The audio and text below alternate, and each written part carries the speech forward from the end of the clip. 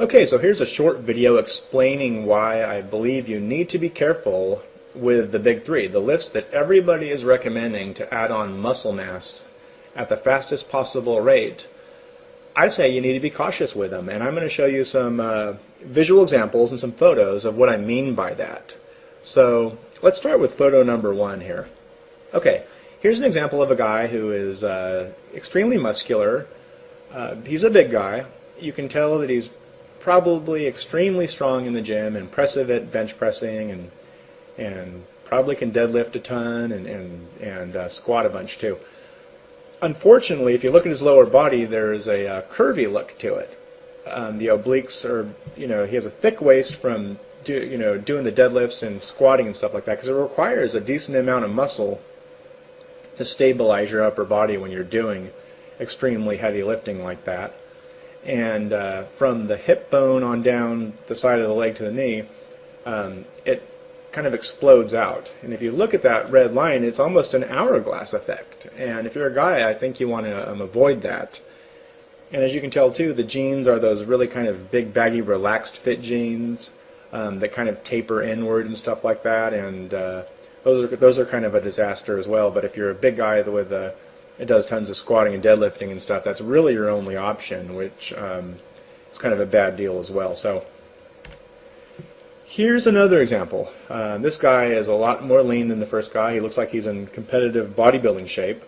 And his physique, it's impressive. I mean, it took a number of years, I'm sure, to get to this level of conditioning, and he has extremely low body fat levels here, and he's dieted down, and again, impressive, but not necessarily the look that you're after if you just want a pleasing physique. So, and as you can see in this picture, his legs kind of have that sweeping, curvy effect to them. And bodybuilding magazines and fitness magazines and forums, they even talk about how to build the sweep to the thighs, to make the thighs really jut out. And my opinion is you should avoid that, and you don't want to have massive legs like this.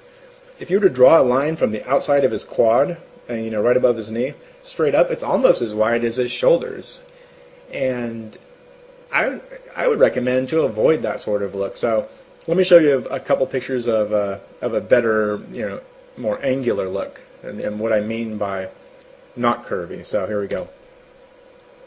Okay, here's a guy that's slim and muscular and has more of a clean look to it. See, it's more of an angular look. Like if you go from the armpit down to the hip, it's more of a straight line. It doesn't curve in and explode out. And you can't see his legs, but I would almost guarantee you it's a more straight up and down line. So here's a guy too, that angular look, not curvy, and this is what I'm talking about. And again, when we were talking about the first guy who was wearing those big jeans and stuff, the problem with over-reliance on squats and deadlifts in particular is it's near impossible to look cool in a suit. I ran a men's suit store for a number of years, and it was guys that came in that were that big, in the lower body especially.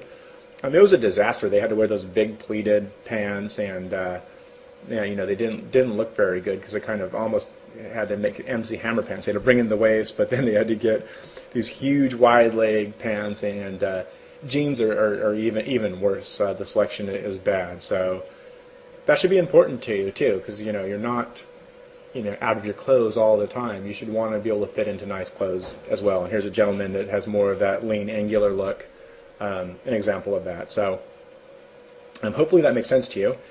In the next video, I'm going to talk about how it's not just where you add the muscle mass that matters, it's the type of muscle that you add too. There's different ways of lifting that will make a muscle either look kind of that soft and fluffy, pumped look, kind of rounded, or more dense and angular, which I think is a better look to aim for. So check out video number 2. It's partway down the page. Just read the text in between, and it's a short video too, but important. All right, thanks.